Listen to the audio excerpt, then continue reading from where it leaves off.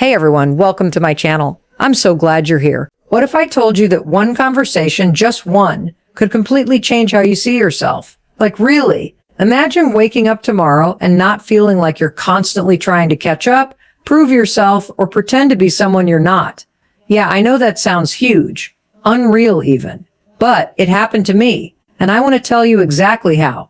So, this was about, 5 or 6 years ago. I was in a rough place. And I don't mean like, oh, I had a bad day rough. I'm talking every day felt like a fight kind of rough. You know that feeling when you're just tired of pretending you're okay and every little thing feels like it's poking at this invisible bruise? That was me. I was doing all the things you're supposed to do. I had the job. I was showing up, smiling in photos, ticking off the boxes. But inside, I was at war with myself. Like I was dragging this version of me around that I couldn't stand. The voice in my head was brutal, like savage. And honestly, I didn't know how to fix it. I just thought maybe this is just how life feels for adults. Then this conversation happened.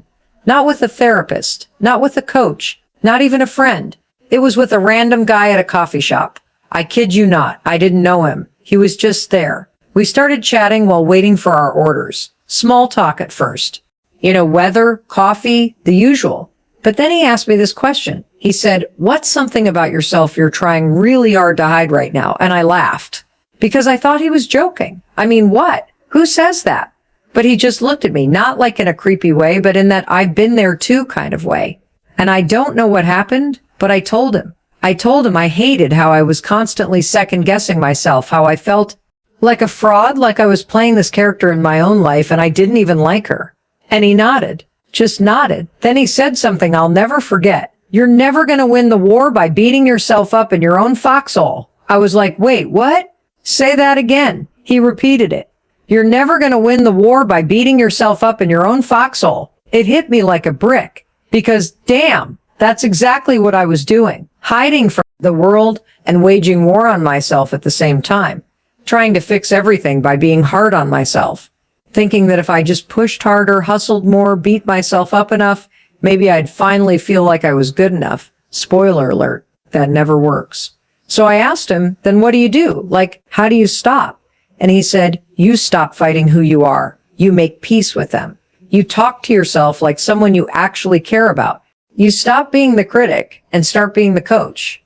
Yeah, that part. Because if you're anything like me, you're really good at being critical. You've got a whole highlight reel of your mistakes. You know the exact moment you said the wrong thing, made the bad decision, didn't measure up.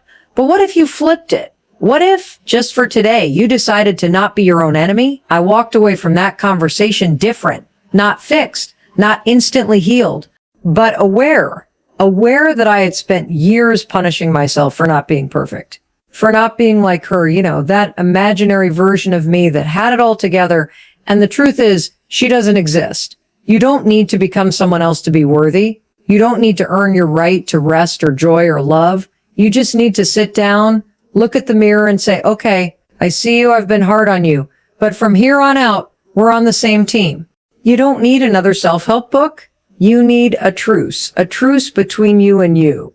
Because the reason we feel so exhausted all the time, it's not just the to-do list, it's the emotional weight of constantly rejecting ourselves. And I'll be real, making peace with who you are doesn't mean you stop growing. It doesn't mean you throw your goals out the window. It just means you stop growing from a place of lack and start growing from a place of love. You're not broken, you're becoming.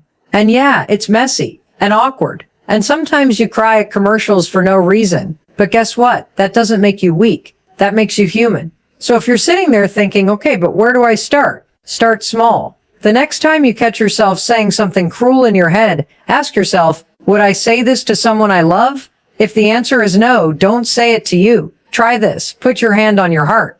Because it reminded me that we don't need permission to be at peace with who we are. We just need to choose it. So this is your permission if you needed it. But honestly, you don't. You can give it to yourself, starting now. Thanks for watching. Don't forget to like, subscribe, and hit the bell so you never miss a video. See you next time.